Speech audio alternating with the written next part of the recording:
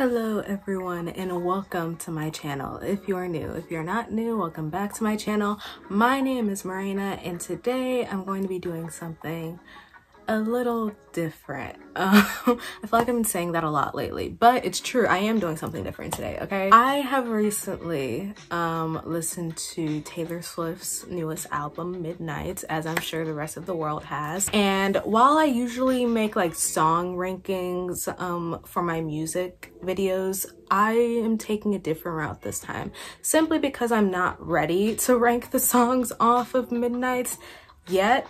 Because when your work is too excellent, I don't really know how to rank it. Like, it's been like what, a week, and I still don't know how to rank that album. If you guys want a ranking video, then I can definitely make one, but today I'm going to be doing something a little different when it comes to this album. I have decided to make book recs based off of every single song off of Midnight, including the 3 a.m. tracks. This is definitely not an original idea. I don't know who started it. I don't know who the trendsetter was. I have been seeing these videos around for like quite some time. So because I'm kind of sort of a booktuber, I thought maybe I could get involved, and I'm just gonna go one by one and explain why I chose the book, what the book is about if you haven't read it, the tropes that are involved, and yeah, it's gonna be a great time. I'm actually very excited for this.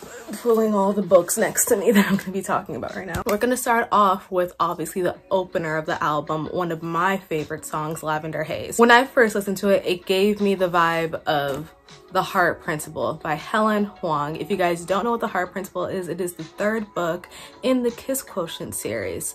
The book follows the girl. What is this girl's name? This book follows the main character, Anna, and she's having a lot of family problems, okay? Her father's really sick. Her mother and her sister take care of him, and on top of that, her music career, like she plays the violin and she's somewhat passionate about it, but she's just trying to focus on the well-being of her family at the moment. And then she meets Quan, arguably the best book boyfriend of all time, definitely the best one out of this series. Anna meets Quan and he flips her whole world around, and you could tell that when she's with him, she just like everything just makes sense to her. She's so much happier. She forgets about all of her real life problems. The world is a lot better. She feels like she sees things so much differently when he's around. When I hear the lyrics of Lavender Haze, it's basically about a relationship between two people, and when that person is with the other person, they just feel like all of the problems around them fade because of how special they are, and they just want to stay in that lavender haze and never go back to the real world. Yeah, highly recommend it. Honestly, recommend the whole entire Kiss Quotient series. It's excellent, but The Heart Principle is definitely my favorite one. Second song off of the album is Maroon. I'm not saying it's the best one. I am saying it's my favorite though. The song gave me Second Chance Romance vibes, but I don't really read Second Chance Romance all that much. The only Second Chance Romance I have read was in like an anthology series. Blackout. Daniel Clayton, Tiffany D. Jackson, Nick Stone, Angie Thomas, Ashley Woodfolk, and Nicola Yoon. These are all very famous Black authors. If you guys recognize a few names, it's because they've written like a lot of big popular books, especially when it comes to like Black YA novels. And the one story I am going to recommend is the one by Tiffany D. Jackson called A Long Walk. The two main characters had a breakup, like a really bad breakup. Their story starts off the whole entire book. They apply for the same internship and they get really mad because they're like, why are you here? As soon as like they go in for an interview, the lights fade. It's a blackout. Across Brooklyn, New York, there's like no one with power, so it's just them trying to get to the center of the city where their family is and where their friends are, and it's just a long walk all night across New York in the pitch black darkness, and they kind of have to figure out why they broke up and their problems that led to it. And yeah, Maroon just gave me the vibe of that story. Like I said, it starts off the whole book, so yeah, the first page is literally a long walk and is separated by acts, so I highly recommend it. You don't only read A Long Walk though, read all of the stories. They're kind of connected, but also just because like the stories are good. So a lot of people's favorite, the fan favorite, arguably off of Midnight, Anti-Hero. Honey Girl is about this girl, Grace. She just got her PhD. She just got her degree. Like she's a doctor, you know, like she is living her best life, except she's not. She wakes up in the beginning of the book married to a woman in Vegas, doesn't remember how it happened, doesn't know how she's here, why she's here, but she does know that ever since she got her PhD, she feels like her life isn't together. She feels like she doesn't know what she wants to do with her life, even though she spent all of these years working up to getting her doctorate. It's her reflecting throughout the whole entire book of her choices and what she has wanted to do her whole life, or something that other people have pushed on her, or is this her self-sabotaging herself over and over again? She doesn't know. And then there's like the little romance between her and her newly wedded wife throughout the book. Grace is a mess, and I love her, but Grace is a mess. And throughout listening to Anti-Hero, I got the vibe of Grace Porter. So yeah, Honey Girl, definitely read it. Morgan Rogers. Next song, Snow on the Beach. This is such like a fluffy song, you know, like it honestly reminds me of like a Christmas carol or like something for the holidays, but I didn't have any books for like holiday vibes, so I just wanted to pull out a book with like fluff. So Actor Age Eve Brown. If you guys don't know what Actor Age Eve Brown is, it is the third installment in the Brown Sisters trilogy by Talia Hibbert. I recently finished the series, so this was the first thing that came to mind when it came to like a fluffy romance that's cute and happy-go-lucky and kind of like a rom-com-esque feel. If you guys don't know what this book is about, Eve Brown is trying to get her act together. She's been living with her parents, and her parents are tired of it. They're just like, you need to get out of the house. You need to get a job. Like, we can't keep helping you. We've been trying. We've been giving you job offers and everything. You just won't do it. So you have to like go. Eve literally takes this and runs with it. She goes in her car, scurries off to Jacob's bed and breakfast, and somehow ends up working there. They don't get off to a great start. It's kind of, I want to say enemies to lovers, but there's definitely like a dislike there. But they end up working really well together at the bed and breakfast and in just like their own personal lives. You wouldn't expect their personalities to mesh well, and it did. Kind of like Lavender Haze, like where you feel so happy with this person and like it's so weird. It's like Snow on the Beach. Like, it's weird but fucking wonderful. The relationship shouldn't work. It's really weird and no one would expect it to work, but it does. It's exactly what Jacob and Eve are to each other. They're weird and they shouldn't work at all together. They're polar opposites, but yet they do. Snow on the Beach. If that's your favorite song, I highly recommend Actor Age Eve Brown. Next song that I will be giving a recommendation for is You're on Your Own, Kid. The book that I would recommend for it, Circe by Madeline Miller. If you guys know the tale of Circe, this probably wouldn't be a surprise to you. Circe has been outcast by all of the Greek gods to live by herself on this island for all eternity, simply because she makes like a few like wrong choices when she was a kid, and they just never forgive her for it, and everyone chooses their own happiness over hers. Like, throughout the book you see how she gets screwed over every single time until she needs to learn that lesson that she's really on her own.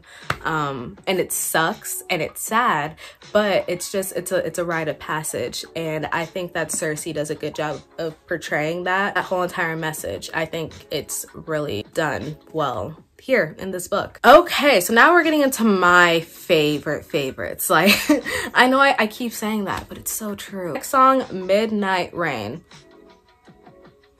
I was struggling to find a book for this as well, because I was just like, what song has the vibe of right person, wrong time? Because that's exactly what that song is portraying. The closest I could come to it was Twisted Games by Anna Huang. Twisted Games is the second book in the Twisted series, and it's my favorite in the series, so of course I was gonna find some way to include it in here. It's not even that like it's right person, wrong time, but it's definitely right person, just bad circumstances. This girl is a princess and the guy is her bodyguard, and You can obviously tell like a forbidden love thing is happening because she's a princess. She has to marry into royalty to benefit her family and their rank and their standing. But she loves her guard and he loves her. You can tell that they want to be together, but everything is like pulling them apart, their world, their lives, the media as well. I got the vibe of this book simply because of like that one line, he never thinks of me unless he sees me on TV. And since the girl is a princess, she's in the media a lot, in the news, she's seen on TV. The Twisted series is a pretty popular series. You probably read it before, but Midnight Rain it gives me the vibe of that. Speaking of Midnight Rain, let's make that the next single. Let's bring out that video next, Taylor. Next song, Question. So for Question, gonna keep in the same universe. Twisted Love by Anna Huang. This is the first book in the Twisted series. Don't ask me why I picked this book. I don't know. There is this one part in the book that just screams this song, like the vibe, but I can't give away anything or else I'm gonna spoil it for you. But it's the first book in the series, so it sets off the whole entire Twisted series. The series is centered around this main character and her friends. So yeah, you're gonna be seeing the characters from Twisted Games a little bit in Twisted Love, but you don't need to read all of them to understand what's going on, okay? But Twisted Love is about this girl. She gets stuck with her brother's best friend because her brother is moving away for some reason. I forgot the reason, but basically he's like, hey, can you watch my sister? Because she'll get into trouble if I'm not there. I know she will. And I need someone to just keep an eye on her. And so he does that. And so they're kind of like living next door to each other in the same like apartment complex area. Something ends up happening and he has a dark past, because of course he does, and it ends up getting them into a bunch of trouble. And later on, stuff happens that embodies this song so well, but I can't explain it. But I feel like if you write the Twisted series, you'll get it. You'll read it and you'll know. You'll get it. The girls who get it, and the girls who don't, okay? Okay, so next book that I'm gonna recommend for the next song, Vigilante Shit. One of my favorites. I don't care what anyone says. Y'all have been hating on that song for the past week. It is not as bad as you guys say it is. It is literally like, I have that song stuck in my head constantly. You guys are liars. Anyway, the book that I would recommend for it, Legendborn by Tracy Dion. You guys know me. This is so predictable. I will find any way to recommend this book in any video, but hear me out. If you guys don't know what Legendborn is, Bree is the main character. She recently lost her mom. She is grieving over the death of her mother while also going to the early college that her mom went to. She encounters like this kind of secret society. And she's something's off about this secret society. She's like, what's the vibe? I don't understand what's happening here. And she soon comes into like some form of information that might lead her to believe these people might have had something to do with her mother's death. So she starts infiltrating the secret society, and she finds out that they're also like ancestors of King Arthur. And that just brings like a whole, like, it's basically her getting back at these people and like getting information and kind of sabotaging their whole like system.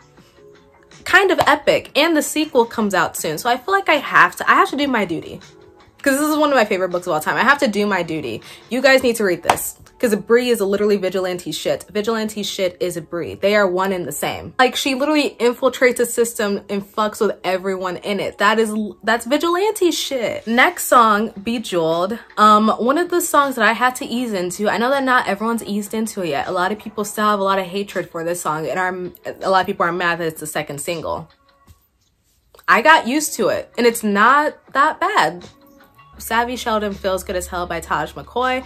If you know me and you know my channel, you know how much I love this book as well. Savvy would love Bejeweled. Bejeweled will be her anthem, maybe. I don't know. Bejeweled is basically about like finding your self-confidence again after like people continue to look down on you and don't believe in you. You learn how to pick yourself back up, you know, like that's the message of the song.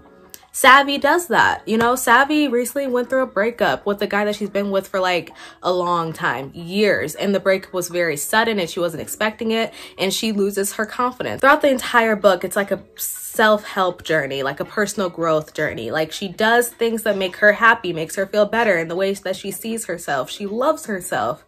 And along the way, she meets like this really cute construction worker and they might hit it off. But the romance, in my opinion, is not like the biggest part of this book. It's about Savvy's journey of loving herself, no matter how she looks, what she does, how others view her. Bejeweled. Savvy Sheldon feels good as hell. So good. Also has a great plus size Black woman specifically representation. So read it. So the next song, Labyrinth.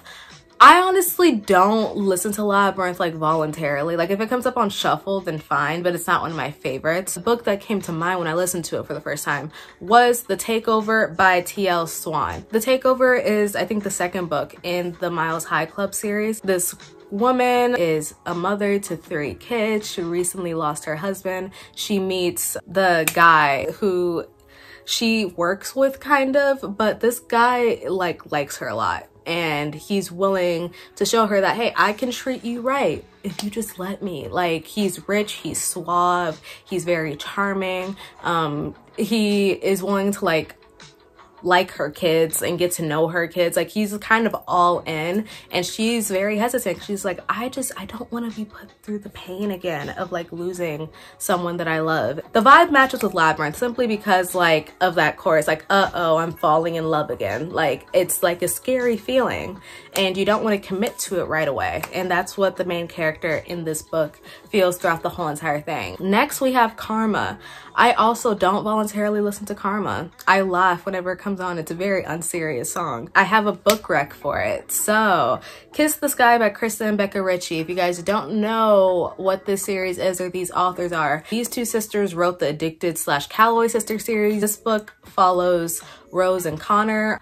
They're not the main couple, but they're definitely the most popular couple, I think, in this whole entire series. Everyone loves them. The vibe of Karma is the vibe of Connor and Rose. You can try to convince me otherwise, but you're not going to. Literally, even like throughout the whole entire series, because they have multiple books. In the Calloway Sister series, they have 2, and both books are about them like making sure that karma bites people in the ass. Connor specifically, if you mess with that man's family, ooh, trouble is coming your way. It's an amazing book. I highly recommend it. I recommend Fuel the Fire as well. That's their other book in the series. You don't have to read the other like 8 books in the series to know what's going on, though it will be helpful for context clues. Karma is my boyfriend. Karma is a god. That's what Rose says about Connor.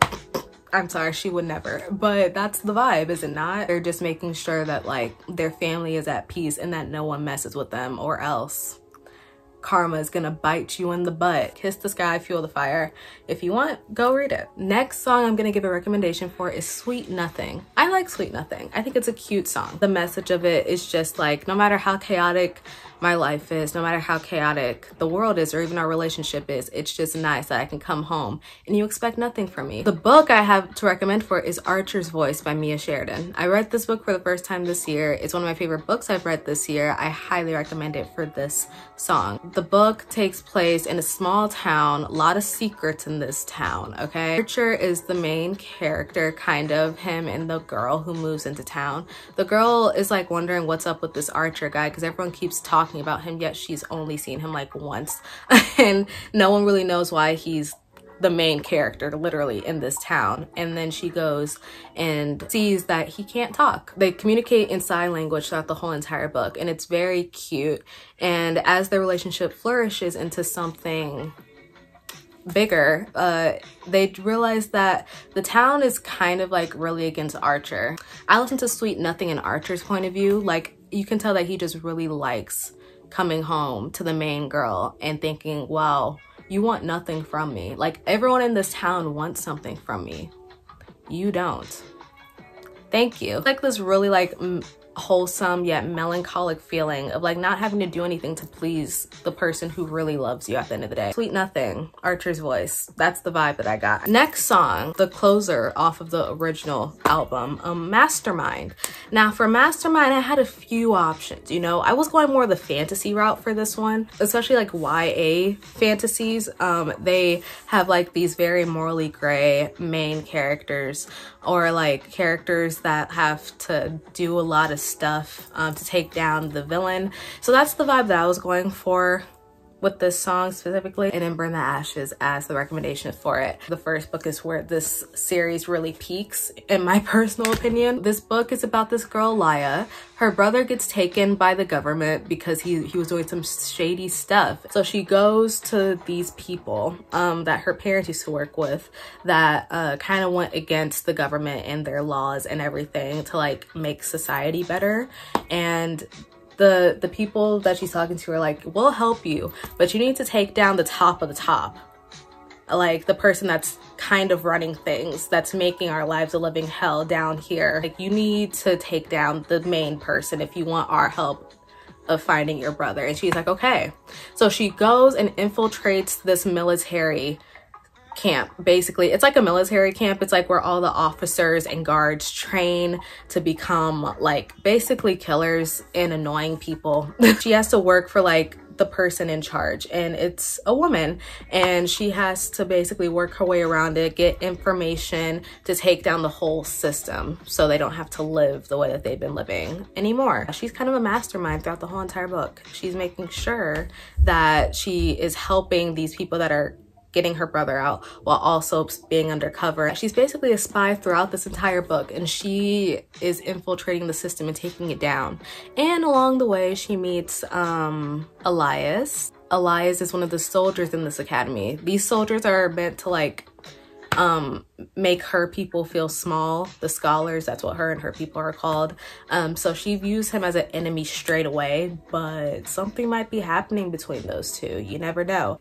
I'm saying that this book is a recommendation simply because of Laya and her story, like the way that she goes about doing what she does. And in the beginning of the book, she feels small, like she feels like she could never be what her parents were, because her parents were rebellious and went against the system, and Laya isn't like that at the beginning of the book. But as she continues to spy and get better at it and, you know, do what she can to help her brother, she feels like she has a purpose, and she feels like she's smarter than everyone else, which she is. She's a mastermind, and it took her a while to get that like confidence and bravery and courage, but she does end up getting it, and it works in her favor. So yeah, and in Burn the Ashes, she is a mastermind. She did it all. It was all by design. So now we're getting into the 3 a.m. tracks. Oh goodness gracious. The Great War. I like The Great War. The book that I am going to recommend for this is The Summer I Turned Pretty.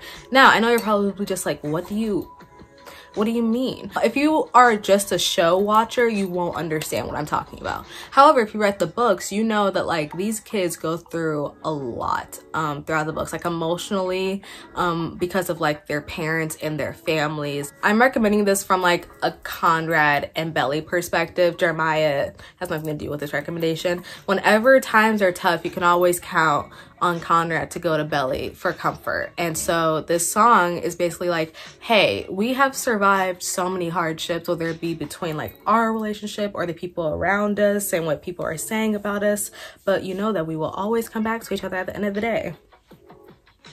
And that's kind of the vibe that Belly and Conrad give off. Picking book recommendations for each of these songs is so difficult, because I was like, I don't want to choose the same books over and over, because some books overlap with each song. So I was like, I need to pick different ones, and I was running out, but I think that's a pretty good one. Belly, Conrad, and Jeremiah survived a lot throughout that book, like emotionally, mentally. Those kids were doing a lot. Next song, Bigger Than the Whole Sky. The book that I will recommend is The Simple Wild by K.A. Tucker. Small town, girl moves back to, she never lived there, but she moves to the small town to talk with her dad, because her dad, it has cancer and he's very close to dying. And she's just trying to get to know him because he walked out on her and her mom at a very young age. So when she finds out that he's on his deathbed, she's like, okay, well, I guess I should go. So she moves there for like a few months during his last days and just gets to know him. And of course there's a side romance going on, but I honestly think, in my opinion, the relationship between her and her dad were the best parts of the book, which is why I think this song fits it so well. Because you know at the beginning of the book that her dad is going to die. Like there's no way around it. As they're getting to know each other and their relationship goes stronger, and it's just, it's so sad. And this song is so sad. And the message of it correlates so well with this book that I just had to. Next song, Paris. Now, I had to, okay? I just had to. Heartstopper. Especially with the upcoming season, if you know, you know, like this song is definitely meant for Heartstopper. Let's be real. You love someone so much, like you're so into the moment. Like it feels like you're in Paris looking at the stars, even though you're not, but every little moment feels so special. And I've never been to Paris, but I'm assuming like it's so special that like you compare your most special moments to being in Paris, you know? And that's exactly what Nick and Charlie are to each other. Just very special moments in time. Every time they're together, they're their happiest and they just feel like they're in Paris together. Next season, this song is gonna hit so much harder. So I have to. So yeah. Heartstopper. You guys probably already know what it's about. You guys probably watched the show, read the book. It's been everywhere. And it's getting like 2 more seasons. So if you haven't seen the show or read the book, I highly recommend it. It's a great graphic novel by Alice Oseman. Go read it, go watch it. It's one of my favorite things to ever exist. Next song is another one that I had a hard time picking recommendations for because I don't do cheating tropes. I don't, but that's what High Infidelity is about. So I read this book recently, so I think this is why it's the first thing that came to mind, but You Made a Fool of Death with Your Beauty by Kweke Emizi. You guys don't know about this book. It is Kweke Emizi's latest release. She's written a lot of books. A lot of them are mostly just like fiction or like YA. I think this is her first ever romance, I'm pretty sure. There is this girl. She loses her fiance, or was it her husband? I can't remember. She lost her husband in a car accident. She survived the car accident. Her husband, fiance, whatever, did not. Start of the book takes place with her just trying to forget. Like she's like screwing guys left to right, going to clubs, getting drunk, high, whatever. She's having a great time. She's living her best life, but she's also very sad.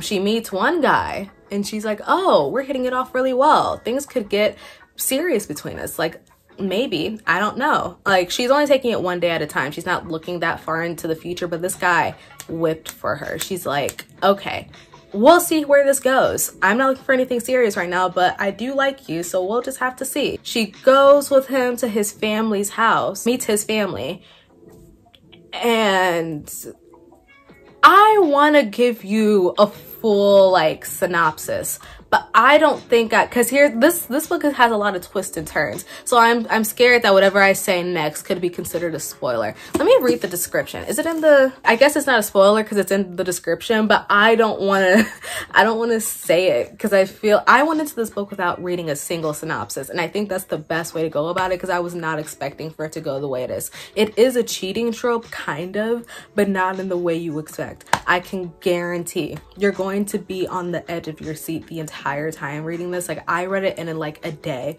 I couldn't. This is gonna be in my next book wrap up video, so like you'll get my full opinions and thoughts on it in that video. But the only cheating trope that I've ever read, I think, in my life, and I still don't know what to say. Just read it. High Infidelity. Yeah, we are officially on the last 3 songs. So Glitch, I enjoyed it when I first listened to it and I still enjoy it now. So yeah, I think it's like somewhere in the middle. If I were to make a ranking, I think it'd be somewhere in my middle. My recommendation for it is a book that, again, I've read recently. Icebreaker by Hannah Grace. This book has been taking over book talk recently. I think it just came out like in August, I believe. I heard about it because one of my book talk friends recommended it before it even got popular. I think it portrays this song perfectly. Hockey player, ice skater relationship, grumpy girl, sunshine boyfriend, amazing. They get off to bad terms. Something about like one of their teammates breaking the ice rink or whatever, so they have to share it. like at the same time, and it's kind of weird. And so she has a beef with the hockey team because they kind of screwed over her and her teammates' practice or whatever. So he's just like, I just want to make sure that we're like cool, like that we're friends, because if not, it's gonna be a very long year.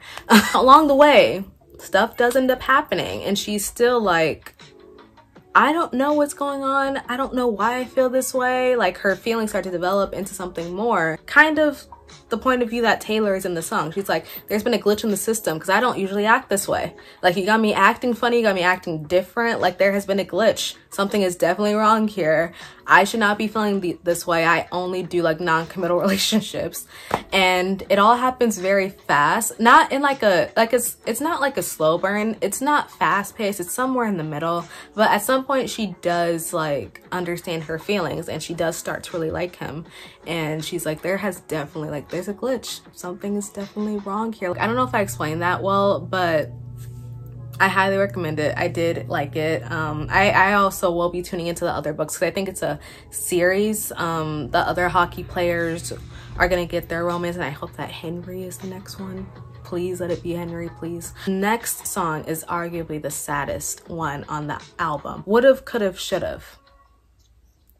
Oh my God. This song, I feel like, has a very obvious book recommendation. My Dark Vanessa. I read this book back in the summer. It traumatized me, but I highly recommend everyone read it. It's a teacher-student relationship. The girl is like 14 or 15 when the book starts, and the man is like in his early 40s, and it goes back and forth from like the past to the present. And in the present, the main character is in her late 20s, I want to say. Like, it's 10 years, 10 or 15 years present time, and she's like looking back at what that man did to her, and she's just like, wow, he really like screwed me over.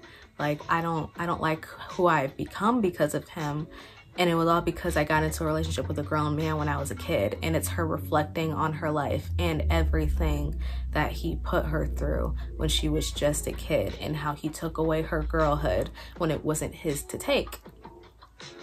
And that's what Would've, Could've, Should've is about. And yeah, I think it's the perfect book that encapsulates that whole entire message. Sad book, but also Would've, Could've, Should've is a sad song, which is why I rarely listen to it, because I will get deeply, deeply sad. So I just don't, I don't put myself through that, guys. But yeah, My Dark Vanessa, great book. Again, highly recommend it. I will check the trigger warnings. There are so many trigger warnings. If you couldn't tell by my description of the book, a lot of trigger warnings, but very, very good nonetheless.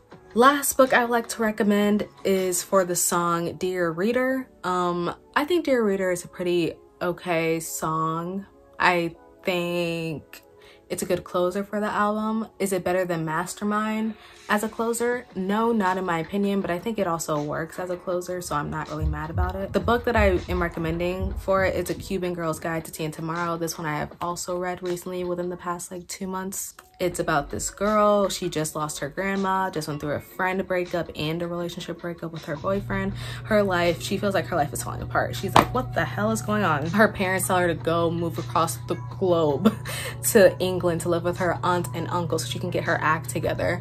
And while she's there, she makes like these cute little recipes that are like ways to fix a real life problem. So like, here's a recipe to fix like a broken heart, or a recipe to fix like your homesickness or whatever. And it's just her basically writing these recipes to herself.